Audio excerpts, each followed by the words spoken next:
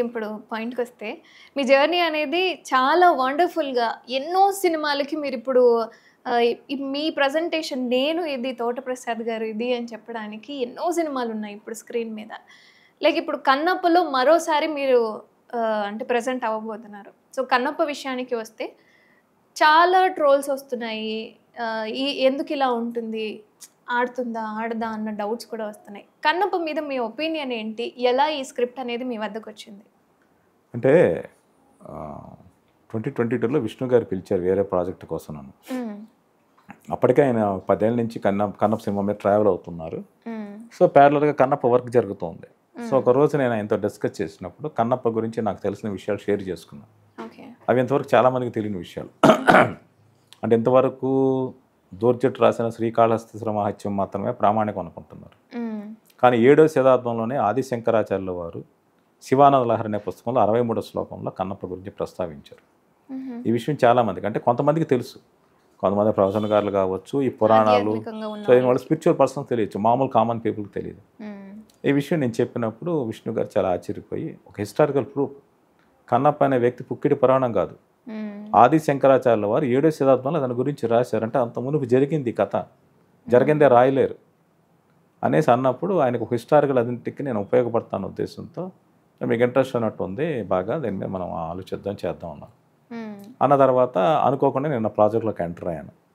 Enter అయ్యా script రీసెర్చ్లో నేను విష్ణు గారిది కథ, తర్వాత ఆయనతో పాటు స్క్రిప్ట్ రీసెర్చ్లో నేను పార్టిసిపేట్ చేశాను, అలాగే స్టోరీ డెవలప్మెంట్లో వర్క్ చేశాను, అలాగే అడిషనల్ డైలాగ్స్ రాశాను. సినిమా సంబంధించి తర్వాత ఇంకొకటి మీరు అంటున్న విషయానికి వస్తే ట్రోల్స్ విషయానికి వస్తే, ట్రోల్స్ అనేది సినిమా చూసిన తర్వాత ఏప్రిల్ 25 మార్నింగ్ షో అయిపోయిన తర్వాత, ఇంటర్వెల్లో కూడా కాదు, సినిమా మొత్తం అయిపోయిన తర్వాత మార్నింగ్ షో 11 గంటలకు అవుతున్నా 12 గంటలకు అవుతున్నా అవునా, లేదా బెనిఫిట్ షో ముందే పడితే అది ఓకే. సినిమా అయిపోయిన తర్వాత నేను బయటకు వచ్చిన పావుగంటలో మీరు ఏదైనా మాట్లాడండి, ప్రపంచం కాదనదు.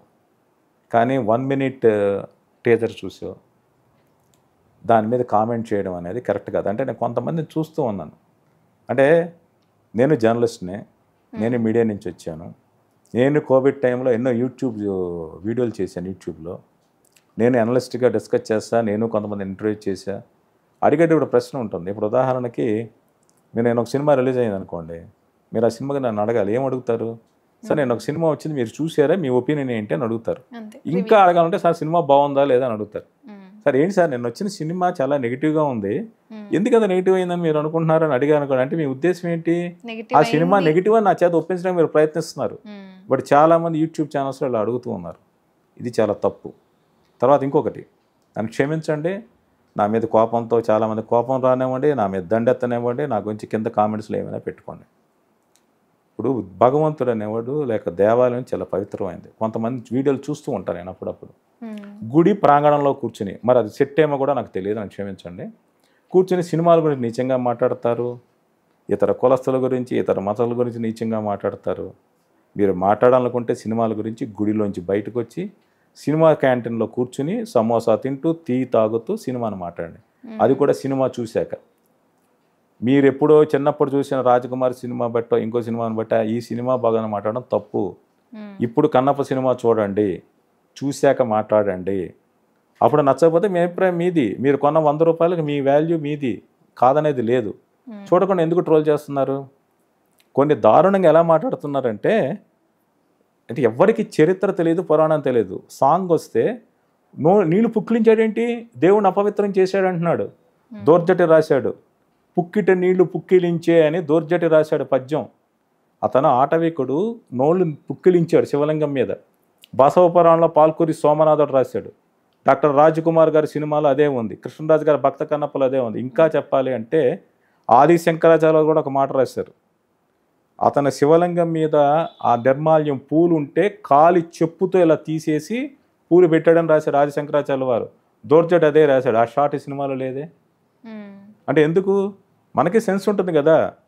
ఇప్పుడు నీళ్లు శివుడికి ఎందుకు అభిషేకం చేశాడంటే దాని వెనక ఒక కారణం ఉంది. అతను తిండి పెట్టడానికి ముందు శివుడు స్నానం చేయందే తిండి తీసుకోడు, ఆహారం తీసుకోడు, అందుకే అభిషేకం చేయాలి ఆయనకి. అందుకని పుక్కిటి నీళ్లు పుక్కిరించి తర్వాత మాంసం నైవేద్యం పెట్టాడు అతను. ఇది పురాణంలో ఉంది, చరిత్రలో ఉంది, యాజ్ ఇట్ ఈస్గా తీశారు. కాలు చెప్పుతో అనేది కాలు అనేది పెట్టకూడదన్న ఉద్దేశంతో విష్ణు గారు ఆ షాట్ కూడా తీలా.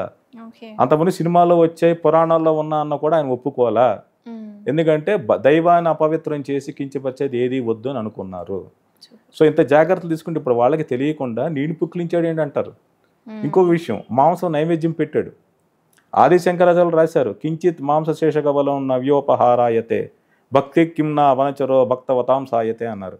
కొంచెం ఇంగిలి మాంసం నైవేద్యం ఒక అడవి మనిషి పెడితే అతని భక్తుల్లో కల్లా అగ్రుని చేశావు అని చెప్పేసి శంకరాచార్యుల వారు అన్నారు. ఇంకొకటి చెప్తాను, వాళ్ళు ఆటవికులు, వాళ్ళ అడవి బిడ్డలు, వాళ్ళకి ప్రేమలో స్వార్థం ఉండదు. రాముడికి శబరి ఎంగిలి పెట్టింది, రేపు రామాయణం తీస్తాం. శబరి వచ్చేలా కొరికి రాముడికి ఇచ్చింది. నువ్వు రాముడికి ఒక గిరిజన స్త్రీ వచ్చేసి ఎంగిలి పళ్ళు పెడుతుందా అని ఒక గొడవ చేయొచ్చు. లేదా మా ఆ స్టార్ హీరో ఎవరో ఉంటారు కదా రాముడి క్యారెక్టరు, మా స్టార్ హీరోకి ఒక జూనియర్ ఆర్టిస్ట్ వచ్చి ఒక సైడ్ ఆర్టిస్ట్ వచ్చి ఎంగిలి పళ్ళు పెడుతుందా అని ఫ్యాన్స్ గొడవ చేయొచ్చు. ఇలా ఫ్యాన్సులు లేక రామాయణం అర్థం చేసుకోలేని వాళ్ళు గొడవలు చేస్తే ఇంకా దేశంలో ఎవడైనా పురాణాల మీద సినిమాలు తీయగలరా? తీయలేరు. మీరు సినిమా తీసాక మాట్లాడండి. ఇప్పుడు వాళ్ళు 200 కోట్లు పెట్టి సినిమా ఈశ్వరుడి మీద సినిమా తీసినప్పుడు శివుడిని కించపరిచే శివుడి మీద ఎందుకు తీస్తారు వాళ్ళు? ఒక మతాన్నో ఒక వర్గాన్నో కించపరిచారు ఎందుకు తీస్తారు? ఇది కామన్ సెన్స్ ఉండాలి కదా. ఈ ట్రోల్ చేయడానికి ఏంటంటే మరి వాళ్ళకి ఎందుకు నెగిటివిటీ ఏర్పడిందో నాకు తెలియదు. ఇప్పుడు క్షమించండి, హిందూ మతం మీద వ్యతిరేకంగా ఉండాలి, సినిమా గురించి హిందూ మతం మీద సినిమా వస్తుందంటే కామెంట్ చేశారంటే అర్థం ఉంది. వీళ్ళందరూ హైందవ మతం ముసుగులోనే వేసుకునే ఉంటారు, మాట్లాడుతూ ఉంటారు. మరి వాళ్ళు ఎందుకు మాట్లాడుతున్నారు? సినిమా చూశాక మాట్లాడండి. సినిమా చూశాక మీకు నచ్చకపోతే మాకు నచ్చలేదు, ఇది బాగోలేదు, మా దేవుడికి అపచారం జరిగింది, మన చరిత్ర మీద మాట్లాడమనండి, సాక్ష్యాధారాలతో మాట్లాడమనండి. ఇంకొకటి, కొంతమంది అడుగుతున్నారు కన్నప్ప ఎందుకు బొట్టు పెట్టుకోలేదని. అందరికీ తెలుసు కథ. మరి ఇప్పుడు జనరేషన్ తెలియదు, అతను నాస్తికుడు, దేవుడు నమ్మనవాడు బొట్టు పెట్టుకుంటాడా? మరి తెలివి కను తెరుచుకుందయ్య అనే పాటలో విభూది నుదుటి పూసుకున్నాడు, ఒళ్ళంతా పూసుకున్నాడు. మరి ఆ షాట్ ఎవరు గమనించట్లేదా? సో అవన్నీ చూడాలి. సినిమా అయ్యేంత వరకు ఓపిక పట్టండి. ఈలోగా జనం అటెన్షన్ కోసమో మీ పర్సనల్ ఇంటెన్షన్స్తోనో లేక ఇంకొకటి వ్యూస్ మీద వచ్చే డబ్బులతోనో, నాకు తెలుసు ఒక యూట్యూబ్ 1,00,000 మంది చూస్తే ఎంత డబ్బులు వస్తాయో నాకు తెలుసు. ఇదివరకు రేటుకి ఇప్పటి రేటుకి పడిపోయాయి. ఇక్కడ ఎవరు సరైన వాళ్ళది కాదనేది లేదు. నేనే సినిమా చూశాక మాట్లాడండి. సినిమా చూడడం మాట్లాడడం చాలా చాలా తప్పు. అది అందువల్ల ట్రోల్స్ అనే వాటి గురించి భయపడడంలా బాధపడడంలా. కానీ రేపు రిలీజ్ అయ్యాక ఈ ట్రోల్స్ వాళ్ళందరూ కూడా సినిమా చూసాక వాళ్ళకే తెలుస్తుంది. సార్, అంటే ఇప్పుడు కన్నప్ప విషయానికి వస్తే లైక్ శివుడి రూపంలో ముందుగా మనం అంటే ప్రభాస్ ఉంటాడేమో అన్న థాట్లో ఉన్నారు చాలామంది, ప్రభాస్ ఉంటారేమో అనుకున్నారు.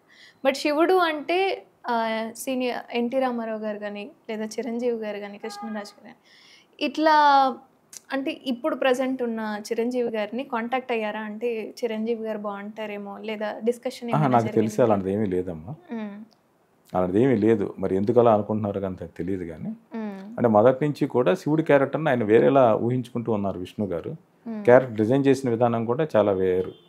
అంటే దేవుడు అనేవాడు మన మనసుకు చాలా దగ్గరగా ఉండాలి. సో అలా ఒక క్యారెక్టర్ బిహేవియర్ అంతా రాసుకున్నారు. దానికోసం బాలీవుడ్ స్టార్ అక్షయ్ కుమార్ గారిని అప్రోచ్ అయ్యారు, ఆయన చేశారు.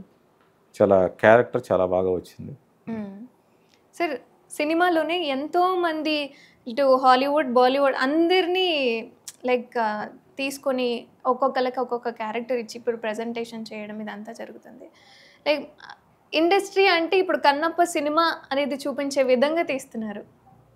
సో ఎలా అనిపిస్తుంది మీకు ఇప్పుడు కన్నప్పలో మీరు ఇన్వాల్వ్ అవ్వడము, ఈవెన్ ఈ డైలాగ్ రైటింగ్ కావచ్చు అంతా? అంటే ఇప్పుడు ఒక హీరోని చూడడానికి ఒక సినిమాలో ఒక హీరోని చూడగలం, కానీ సినిమాలో ఎంతమంది హీరోని చూడగలం?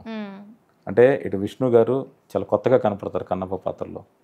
మోహన్ బాబు గారికి ఇది ప్రెస్టీజియస్ 50th ఇయర్, ఆయన గోల్డెన్ జూబ్లీ ఇయర్, ఆయన ఆర్టిస్ట్ అయిన 50వ సంవత్సరం. సో ఆయన బ్యానర్ నుంచి వస్తున్న ఒక ప్రెస్టీజియస్ మూవీ. మోహన్ బాబు గారు పవర్ఫుల్ క్యారెక్టర్లో ఉన్నారు. అలాగే ప్రభాస్ గారు, ఆయన స్నేహం కొద్దీ, మోహన్ బాబు గారు విష్ణు మీద ప్రేమ గౌరవం కొద్దీ కన్నప్పలో చాలా స్పెషల్ క్యారెక్టర్ చేశారు, రుద్ర అని.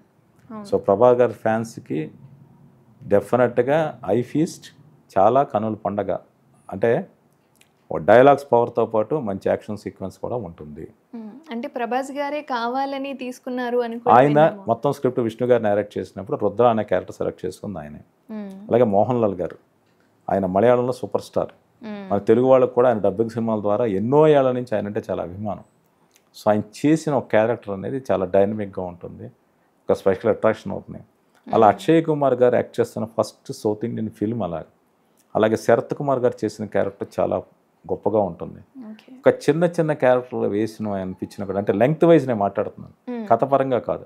ప్రతి క్యారెక్టర్ చాలా ఫినిషింగ్ ఉంటుంది. అంటే మధుబాలు గారు కావచ్చు, బ్రహ్మానందం గారు కావచ్చు, ముఖేష్ ఋషి గారు కావచ్చు, బ్రహ్మాజీ గారు, రఘుబాబు గారు, అదూర్స్ రఘు, కౌశల్ గారు, శివబాలాజీ గారు, ఇంతమంది హేమాహేమీలు అందరూ ఉన్నారు. ప్రతి క్యారెక్టర్కి ఒక రౌండప్ ఉంటుంది, ప్రతి క్యారెక్టర్ చాలా అర్థవంతంగా ఉంటుంది. సో ఇంతమంది ఆర్టిస్టులను చూస్తున్నప్పుడు స్క్రీన్ మీద అంతా ఒక పండగ వాతావరణంలో ఉంటుంది, సెలబ్రేషన్ మూడ్. మాకు కూడా అలానే అనిపించింది సార్. సమ్మర్లో డెఫినెట్గా సెలబ్రేటివ్ మూడ్. ఓకే.